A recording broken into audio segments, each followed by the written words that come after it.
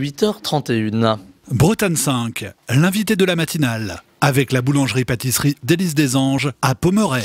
Et ce matin, notre invité est Loïc Corré, ancien maire de Lamballe, artisan, on peut le dire, du rassemblement de l'Union de la gauche dans les Côtes-d'Armor pour ces élections départementales qui avaient lieu hier, donc partout en France et en particulier dans les Côtes-d'Armor.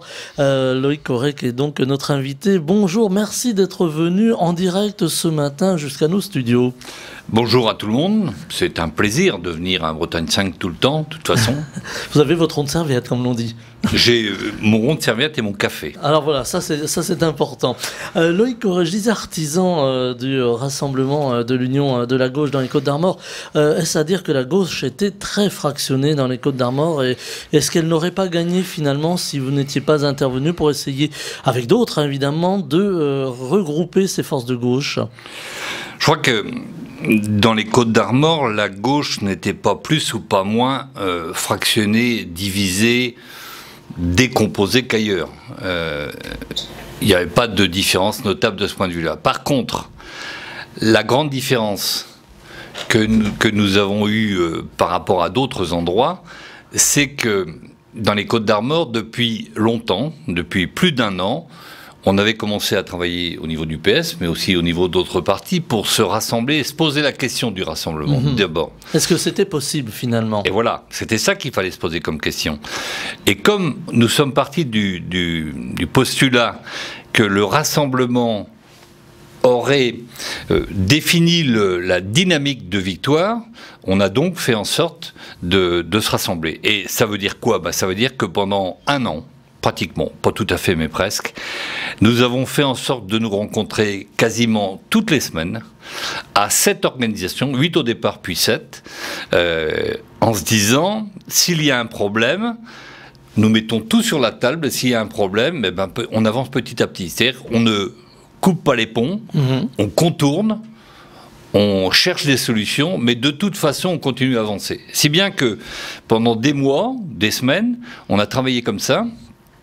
D'abord pour rechercher les candidats sur les 27 cantons. On voulait absolument trouver des candidats sur tous les cantons.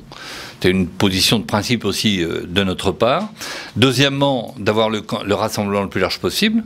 Et on a réussi, je dirais, honorablement de ce point de vue-là, même si les Insoumis, la France Insoumise et l'UDB finalement n'étaient pas avec nous. C'est un regret que vous avez de ne pas avoir réussi à mettre tout le monde. On n'a pas tout à fait réussi de ce point de vue-là parce que la France Insoumise ne voulait pas.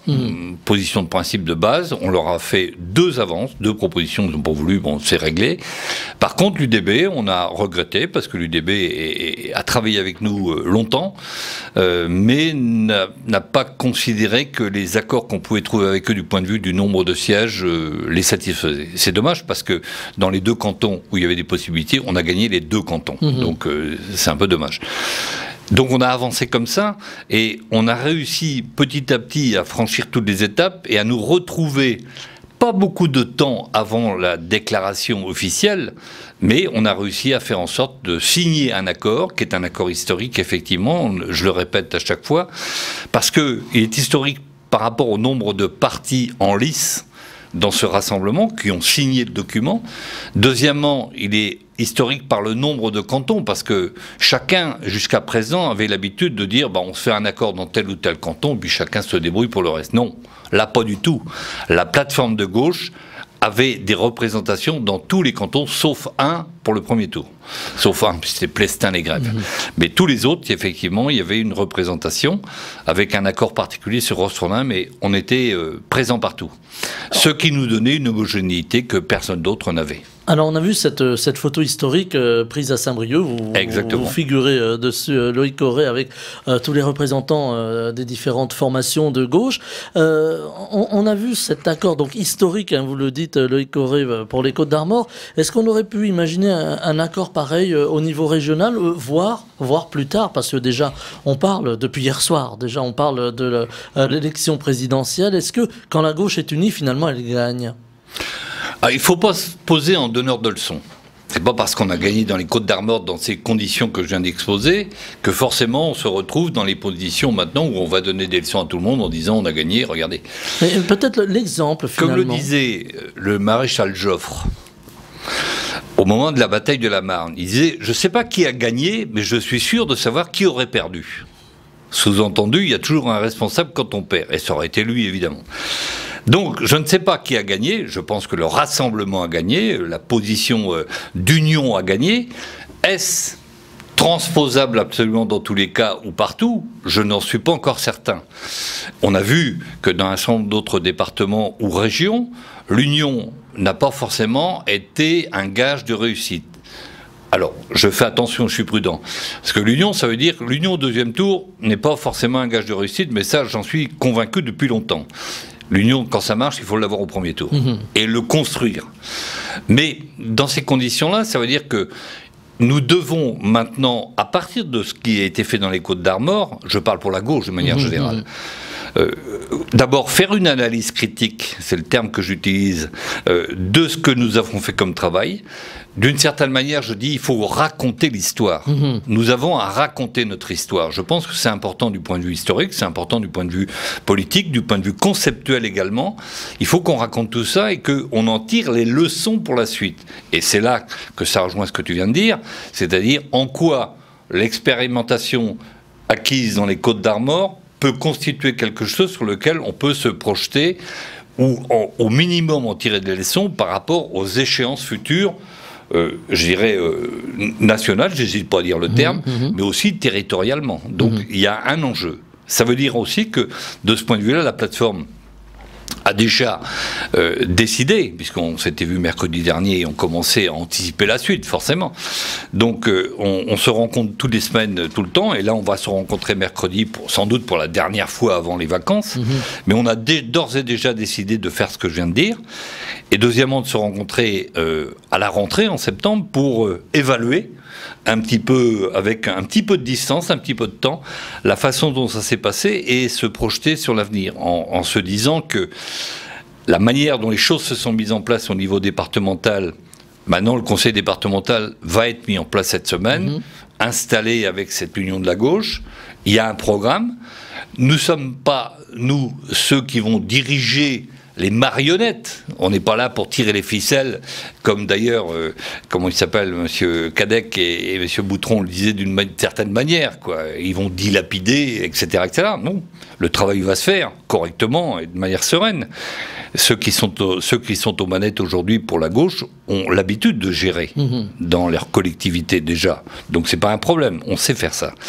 Mais il faut que de temps en temps, il y ait un retour vers la plateforme politique pour que justement on regarde à quel niveau on en est de la mise en œuvre du programme. Une des clés de ce point de vue-là de notre réussite, c'est qu'on a fait un programme. Simplement, maintenant, pour qu'on réussisse, il faut que le programme soit appliqué. Applicable, voilà. C'est souvent, ça on sait, bah oui. Voilà, c'est souvent là où le bas blesse, des fois il y a un programme, puis il n'est pas forcément suivi. Pourquoi il y a tant d'abstention? Pourquoi il y a tant d'abstention par rapport à la politique et par rapport aux jeunes notamment qui ne se sont pas déplacés? On peut poser des questions là-dessus, mais il peut y avoir le fait que tout se vaut. Tout est égal, donc finalement il n'y a pas de différence entre les partis, il n'y a pas de différence, ils proposent tous la même chose, il y en a marre, on en a assez, ça ne change rien. On leur dit non, non, on propose autre chose. Deuxièmement, c'est le respect de la parole donnée. On donne la parole, voilà ce qu'on va faire. Bon, cette parole, si elle n'est pas respectée, il n'y a pas de raison que le lecteur nous respecte. Aucune. Par contre, si on respecte ça et qu'on le fait savoir en disant voilà ce qui a été fait, voilà les difficultés, voilà comment on a pu travailler, ce que j'ai expérimenté en d'autres temps, effectivement à l'emballe, je crois qu'effectivement, quand la parole est respectée, on nous respecte. Et je crois que c'est aussi la base du renouveau démocratique, de cette démocratie revivifiée. Je ne parle pas participative, je parle de revivification de la démocratie, et c'est à ça qu'on va s'atteler maintenant. Alors, vous parliez, Loïc Auré, de l'abstention des jeunes qui ne viennent plus aux urnes. Malgré tout, eh bien, le département des Côtes-d'Armor repasse à gauche. Il avait perdu, en fait, la gauche avait perdu le département en 2015. Et puis, on voit aussi la région qui se maintient avec Loïc Chenet-Girard. Alors, même s'il n'y a pas de majorité absolue, est-ce que c'est quand même plutôt une bonne nouvelle pour la gauche bretonne en règle générale? Évidemment, c'est une bonne nouvelle parce que ça veut dire qu'on peut s'appuyer sur ces bases-là pour reconstruire même si le Finistère n'est pas une très bonne nouvelle non plus. Oui, le Finistère a basculé à droite, finalement. Le Finistère qui est un gros département, qui était à gauche depuis un petit bout de temps quand même, je me rappelle de l'époque de Pierre Maille et compagnie, on avait construit quelque chose, on le perd à peu de choses près, 5 voix. C'était très serré, oui. C'était très serré, mais bon, là aussi, ça fait partie de ce qu'il faut tirer comme leçon. Mais je crois qu'effectivement, la base bretonne, de ce point de vue-là, continue avec des évolutions, parce qu'on n'est plus dans la base qu'on a connue il y a 15 ou 20 ans, avec des figures historiques telles qu'on les a connues. Aujourd'hui, de ce point de vue-là, il y a peut-être une question à se poser, qu'on se pose politiquement, c'est, on a fait l'union d'abord, nous, dans les Côtes-d'Armor, puis on l'a incarné par quelqu'un qui va être maintenant le président du conseil départemental, Christian Coy. On savait qu'il y avait des choses autour de ça, mais on n'a jamais fait de Christian un oriflamme. Et puis maintenant, ça y est, c'est parti. Parce que les résultats le permettent. Peut-être que la question se pose. Union versus incarnation. Voilà, est-ce qu'il faut une image ou est-ce qu'il faut... Peut-être que la question politiquement se pose. Alors, on a bien vu que Carole Delga a joué ça différemment dans un contexte politique différent, parce que l'Occitanie est quand même très, très, très puissamment ancrée à gauche, mais la question se pose. Jusqu'où on va de chaque côté? Voilà, pour qu'il y ait une figure, on le voit aussi à droite, il y a des figures. Jusqu'où on va? Donc c'est une vraie question politique, parce que ça pose toute la question derrière de ce qu'on dit, de ce qu'on est, et de la façon dont ça peut se passer. Je crois qu'il y a une vraie question politique qui est posée de ce point de vue-là. Alors, question politique, et puis également, on le voit, il y a sans doute une satisfaction, vous allez nous le dire, Loïc Corré, c'est que le Rassemblement national, finalement, n'a pas percé ni dans des Côtes-d'Armor, ni même en Bretagne. Les résultats ont été en deçà des espérances de cette formation politique. Très largement. On s'aperçoit l'inquiétude, pour pas dire plus, que beaucoup de responsables politiques ou d'organisateurs avaient, c'est que l'abstention profite au Rassemblement national. Ben, ça n'a pas été le cas du tout. Les sondages avaient pourtant donné le Rassemblement national très haut. Sur ce point-là, les sondages s'étaient trompés, alors que sur le reste, c'était pas trop trompé. Il me semble que là aussi, le Front national...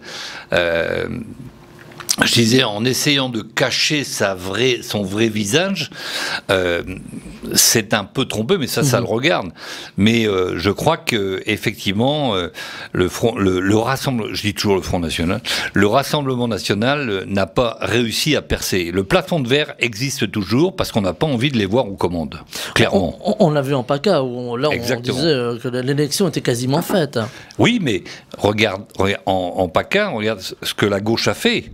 C'est-à-dire, elle a accepté de se désister dans le cadre d'un front républicain appelé par Renaud Muselier. Ce que d'ailleurs la droite dans les Côtes-d'Armor n'a pas voulu faire.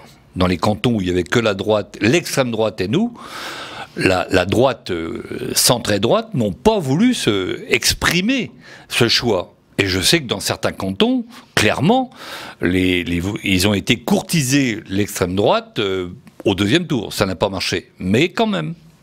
Donc voilà, pas de front républicain malheureusement dans les Côtes-d'Armor. Alors que ça peut se faire ailleurs. Alors, on voit qu'il y a une demande sociale, on voit qu'il y a une demande sociétale aussi. Alors, on parlait des jeunes tout à l'heure, Loïc Corré, on le dit souvent, les jeunes alors, je vais peut-être pas aller jusqu'au mot aversion de la politique, mais enfin, finalement, au mieux, ça les intéresse pas, au pire, tous pourris, c'est un petit peu ce qu'on entend parfois. Est-ce qu'il va falloir, là aussi, faire montre de pédagogie, retendre la main aux jeunes générations, et peut-être réunir les jeunes dans les partis politiques qui avaient eu tendance à partir un petit peu?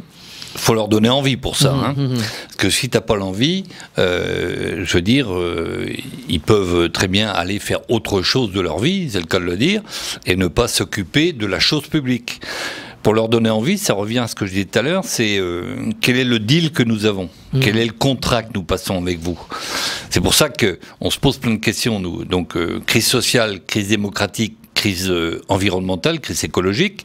On voit bien que sur ces trois thèmes-là, chaque fois que le programme se mettra en œuvre sur des questions notamment liées à la jeunesse, puisque tu me parles de la jeunesse, eh bien, on veut que le prisme soit là.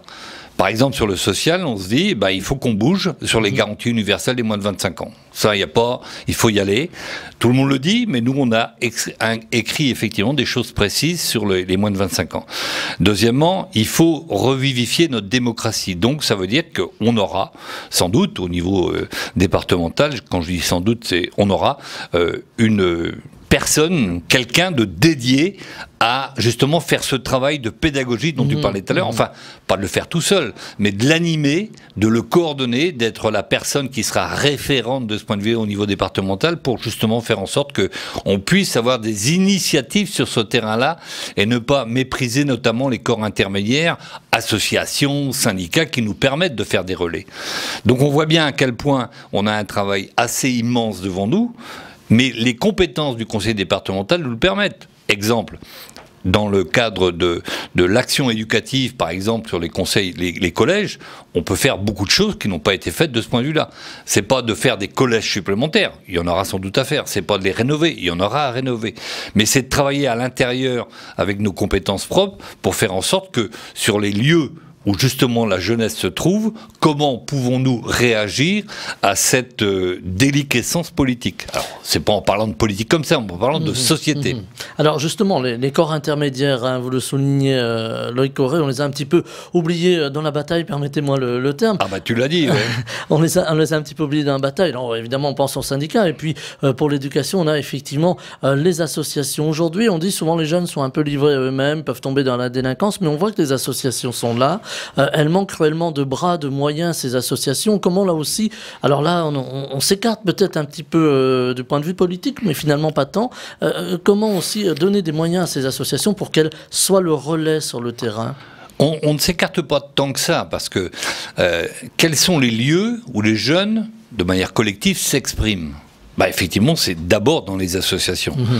Beaucoup moins dans les syndicats, il faut dire les choses comme elles sont, mais d'abord dans les associations. Et c'est vrai que l'association, par définition, est le lieu de construction, de sociabilité, de convivialité dans tous les bourgs. Partout, il y en a. Partout. Et c'est un point essentiel, parce que le réseau associatif costarmoricain est gigantesque. Tu l'as dans le social, tu l'as dans le sport, tu l'as dans la culture, tu l'as dans la vie quotidienne, donc beaucoup de choses de ce point de vue-là.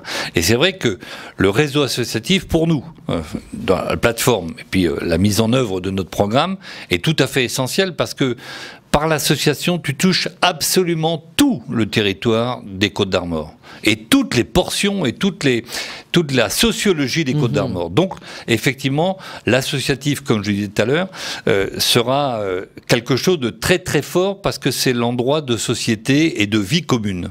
Et la vie commune, c'est ce qu'il y a de plus important.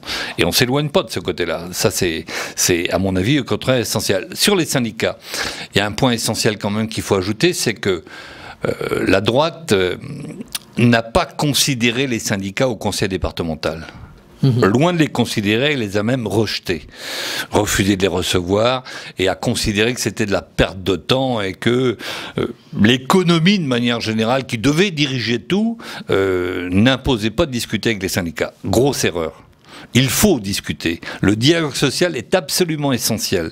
Et il sera repris, ce dialogue social, parce qu'il était en déshérence. Donc il va être repris. Et c'est tout à fait essentiel, parce que nombre de personnel du conseil départemental, 3200 personnes quand même, sur tout le département, nous ont à plusieurs reprises pendant la campagne dit à quel point le mal-être au travail et la souffrance qu'ils considéraient comme, non pas forcément une souffrance physique, mais une souffrance psychologique et de vision des choses était vraiment très importante, parce que leur cadre, leur direction politique, je veux dire, ne les considérait pas. Et je crois que ça, il faut revenir là-dessus. Plus largement dans la société, on voit une société aujourd'hui fracturée, en difficulté sociale, financière pour certains, précarité même. On a vu cette crise des gilets jaunes qui a duré. Elle est toujours là, un peu sous-jacente.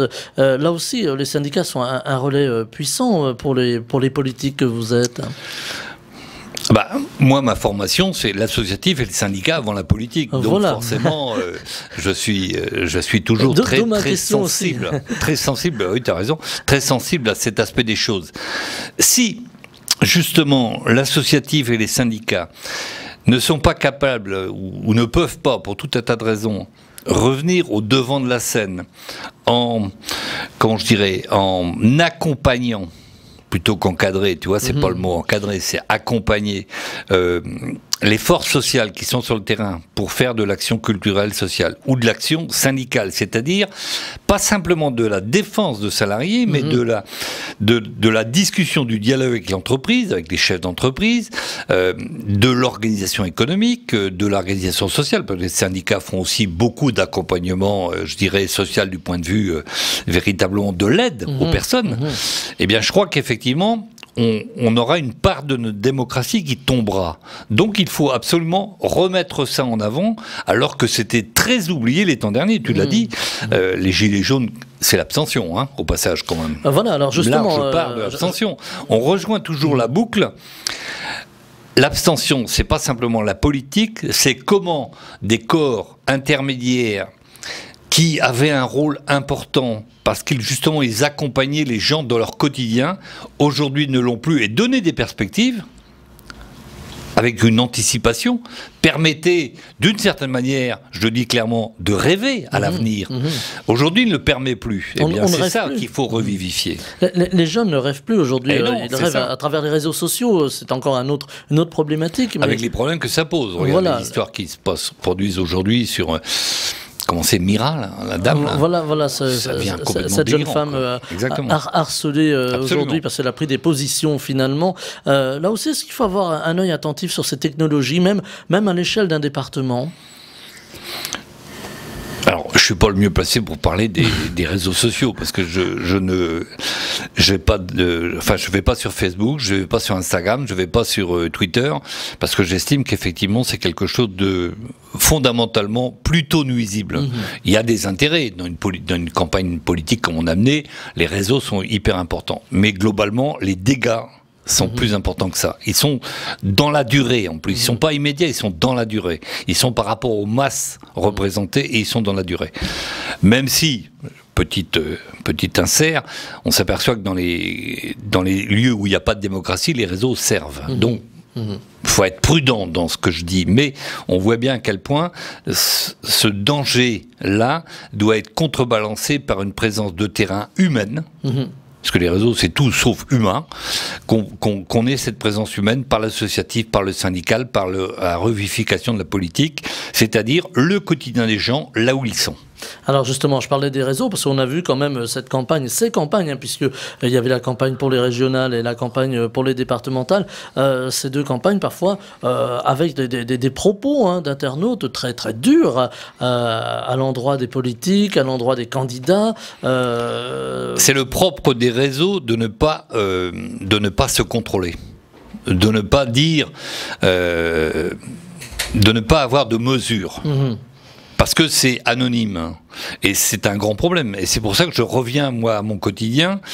Rien ne vaut, de ce point de vue-là, l'accompagnement quotidien, rien ne vaut le fait d'être avec les gens là où ils sont, rien ne vaut le fait de travailler en proposant des choses et en les mettant en œuvre et en les évaluant, là où sont les gens, avec les compétences qu'ont les collectivités d'une part, conseil départemental d'autre part, etc. Chacun ayant sa place dans le puzzle, effectivement.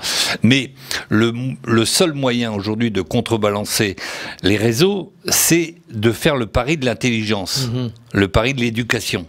C'est celui-là. Comme disait l'autre, si l'éducation te coûte trop cher, essaye l'ignorance. Voilà, alors nous, on préférait quand même plutôt essayer l'éducation. Loïc Corré, justement, l'éducation, là encore, ça nous ramène aux jeunes générations. C'est aussi la présence sur le terrain, là encore, des associations, mais c'est aussi l'éducation civique. On s'aperçoit souvent que les jeunes, mais pas forcément les jeunes, les moins jeunes aussi, ne savent pas comment fonctionne le département, qu'est-ce qu'il apporte, qu'est-ce qu'il fait, ou plus largement la région. Alors, qui fait quoi? Est-ce qu'il faudra simplifier aussi peut-être ce qu'on a appelé le millefeuille administratif un jour ou l'autre? Ce qui compte dans le millefeuille, c'est la crème. Voilà. N'oublie pas ça, hein, c'est important. Donc il faut revoir ce qu'il y a entre les couches du millefeuille, qu'est-ce qu'il y a comme truc intéressant. Là-dessus, à mon avis, on a pris des positions, par exemple, sur la Bretagne a 5 départements. On s'est dit, de toute façon, il faut aller. Alors là, pour le coup, c'est pas dire oui, on est pour, c'est dire on pense que la Bretagne à 5 départements vaut le coup d'être étudiée. Simplement, il y a des conséquences derrière pour les voisins. Donc, à un moment donné, référendum. Et référendum qui permettent à tout le monde de s'exprimer en Bretagne. Autrement, ça marche pas. Deuxième point, l'Assemblée unique. Puisque tu parlais de ça, on parle de ça. L'Assemblée unique, ça veut dire quelles sont la colonne des avantages, la colonne des inconvénients. Travaillons cette question sérieusement plutôt que d'être sur une situation idéologique, entre guillemets, ou une conception philosophique de « Oh, la Bretagne à 5 départements, c'est ce qu'il y a de mieux, et puis on en reste là ». Non, regardons ce que ça veut dire. Et là aussi, référendum, c'est impératif. On ne pourra pas trancher ces questions après un débat national, autrement que par des référendums, pour dire à la population, voilà ce qu'on met sur la table, qu'est-ce que vous en pensez? Il y a une résistance en Loire-Atlantique, j'entends de la part des politiques aux commandes. Hier soir, la Loire-Atlantique reste à droite, hein, on l'a vu. C'est pas simple, là aussi il va falloir prendre son bâton de pèlerin et les convaincre. C'est pas la Loire-Atlantique qui reste à droite, c'est la région. Enfin, la région, pardon, la région, les pays de la Loire. Voilà. Les pays de la Loire. Quelque chose. Les pays, pardon, je bats ma culpe. Les pays de la Loire, bien entendu. Non, les pays de la Loire, je rectifie, bien entendu. Alors, mais ceci dit, la Loire-Atlantique étant la composante, il va falloir aussi prendre son bâton de pèlerin, là, les convaincre. Je crois qu'il faut engager, de ce point de vue-là, ça nous amène à nous poser effectivement, comme tu le disais, la question de à quoi sert le département, à quoi sert la région, et quels sont les éléments qui permettraient sans doute de simplifier les choses. Il faut se poser la question. Il n'y a aucune raison de dire le département il est comme ça et puis il restera, et puis la région aussi. Non, il faut se poser des questions d'évolution systématique, comme ça a été fait pour les collectivités, les communautés d'agglo, etc. Il faut continuer à se poser la question. Le mouvement, de toute façon, est là, et arrêter le mouvement serait suicidaire pour les collectivités. Donc, il faut continuer à travailler là-dessus. Simplement, il faut se poser les bonnes questions. La loi 4D qui nous pose aujourd'hui ne résout pas du tout les bonnes questions. C'est une loi, je dirais, voiture-balai. Hein, c'est, comme je disais, c'est la loi 4D qui fait 5D, normalement. Exactement. Voiture-balai, quand tu ramasses ceux qui traînent derrière, c'est tout. Hein. Puis là, tu pourras ajouter le D de déception, au passage. Hein, parce que, effectivement, c'est une loi qui n'est pas du tout au niveau de ce qu'on pourrait attendre par rapport aux clarifications. Mais bon, elle est là, elle va se mettre en œuvre, parce que c'est la République, mais la suite de ça doit nous poser la question, par exemple, la question des représentations. Le conseil départemental, à mon sens, a un rôle de proximité extrêmement important. Quand on regarde les élections, on connaissait les candidats au canton, on ne connaissait pas les candidats à la région. Donc il y a une vraie question autour de cette identification. Maintenant, il faut se poser la question par rapport aux intercommunalités, de la façon dont les représentants au conseil départemental peuvent être élus. C'est une question à mettre sur la table. Il y a beaucoup de questions comme ça qui sont à mettre sur la table. Je viens de proposer 3. La Bretagne, 5 départements, l'Assemblée régionale, le mode d'élection des conseillers départementaux, ça fait quand même déjà pas mal de choses. Il y a un bon beefsteak pour la suite. Loïc Corré, il nous reste une poignée de secondes. Juste un mot pour l'homme de gauche que vous êtes, l'engagement que vous avez porté toute votre vie. Est-ce que le fait de voir que finalement la gauche résiste bien en France, quand même pas mal en Bretagne, est-ce que c'est une grande satisfaction pour vous? Pour moi personnellement, tu veux dire? Oui. Pour moi personnellement, oui, parce que on a vécu des périodes extrêmement mouvante les temps derniers, depuis les années 2015, ça a été quand même raide. Donc je pense qu'effectivement aujourd'hui c'est une satisfaction de voir ça. Et puis moi, en tant que directeur de campagne, pour le coup, finir relativement la carrière, parce qu'on n'a jamais totalement fini en politique, comment ça marche, mais conclure par cette victoire me satisfait personnellement pleinement. On entend les tops, il est déjà 9h sur Bretagne 5. Merci Loïc Corré d'avoir été avec nous ce matin. Merci les amis. En direct, ancien maire de Lamballe, artisan du rassemblement de l'Union de la gauche dans les Côtes d'Armor pour les élections départementales. Vous étiez avec nous en direct. Très belle journée, merci beaucoup. Merci, à bientôt. Bretagne 5 matin, Stéphane Hamon.